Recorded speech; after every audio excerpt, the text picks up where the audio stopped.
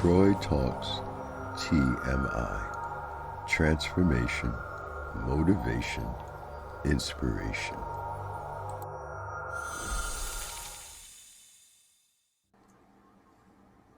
Hello, love, light, and peace to all. Before I start this talk, I would like to remind all of you that are watching this that my talks are a reminder for you to live your truth, to be the best that you can be. If it resonates with you, then use it as a tool to help guide you in your life. If not, then let it flow by. Today, in this month of April 2022, I'm going to talk to you about 21 days and what that means. In my past talks, I have talked about affirmations, imagining and manifesting what you desire, and change. I also know from firsthand experience that this present moment in our timeline that we are all living in is feeling extremely dense and almost suffocating, where it seems impossible to feel happy and joyful all the time. It appears that the world is falling apart, that people are not thinking in their right minds, and that our actions toward humanity is inhumane. And the things we say, do, put out in social media to the world, or just in our day to day actions towards self and others. But again, I am here to remind you and myself always that change begins with self, what is in our heart and in our mind. We all have habits, which is a routine or action that we do consistently in our lives. Sometimes these habits can be good or they can be harmful. But if we go deeper within ourselves, we can see that we have the ability to change or tweak those habits into the areas that will be beneficial to our well being. In order to change in our way of thinking, doing, being, I ask that you try something and believe in it while doing it. I ask that you give yourself 21 days to stick to something consistently and at the same time be aware of the changes that are happening within you, that are taking place in your heart and mind, and noticing the words that are then coming out of your mouth. According to many researchers in this field who have studied behavioral habits, have said that it can take 21 days, 66 days, or even a year to change something significant within ourselves. But today, I will ask you to start with something as simple and easy as 21 days and giving yourself the opportunity to see change in your life.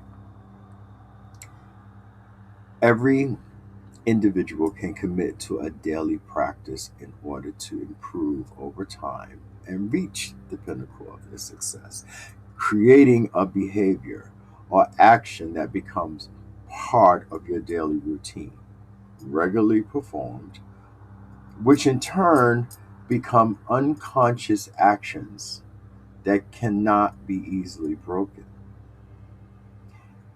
It seems that we have gotten to a place in our world, our societies, where everything we see on the news is fear based, where the conversations we hear in passing or have with others is not of a compassionate or loving point of view, but full of blame, dislike, broken harmony. We easily point fingers at what others have done wrong without looking at our own self, not seeing the reflection of ourselves in others. We are at a point where there are some of us that complain about every little thing, every chance we can, or whoever will listen, and never realizing that this is a negative routine, a habit that has taken on a form of cancer like quality in our lives, a terrible stress. I would like to suggest here, at this point of this talk, that we stop and realign our thoughts to a more loving, forgiving nature, forgiveness towards self, others, and the ability to start practicing awareness in what we think, say, and do. If we take the time to look at who we are in those moments of negativity or acting like we are above it all, whether it is in thoughts, words, or action, we should be able to see that they are doing harm within our souls, to our bodies, in forms of disease and feelings of unhappiness, as well as doing harm towards others. We direct that energy to having loving and patient practice behind your intentions will eventually lead you to an area of mastering these emotions, actions, thoughts, and behaviors. Ask yourself, what do I need to do right now to bring myself closer to the visualization of my ideal self? As you are asking yourself this and then finding the practice that will be your answers, realize that consistent positive actions become unconscious motivators for change in your life. To help also, you can encourage yourself by writing and communicating goals and having a reminder of intentions in place by tracking your behavior and thought processes. When we see something we don't like or does not resonate with our well being, what do we usually do? I can think of many, but the most common is that we start to complain about it, find someone else to complain to about it, and then becoming very judgmental and opinionated, never allowing our higher self to take over to say to self, no, this does not feel right, that my words, my actions are not being positive at this moment. But if we look at every situation in a loving, unified way, we allow ourselves to find another way of dealing, communicating, or just being in that situation. We have become so accustomed to blaming. We have forgotten what it truly means to forgive, help, and aid rather than point fingers or wallow in our grief. Purpose and positive habits go hand in hand. A person won't commit to a positive behavior unless there's a motivational reason to do so. Think about why the action being performed is a crucial part of achieving a particular goal. This is also getting clear on how habits align with a tangible goal. When they do start to align, we feel that we are experiencing life more harmoniously and balanced. Also, in my past talks, I have talked of visualization techniques and how they can be used to recalibrate yourself to a higher frequency. Establishing a visualization practice prepares the mind and the heart for success, allowing each individual to feel their progress and see the change in their life.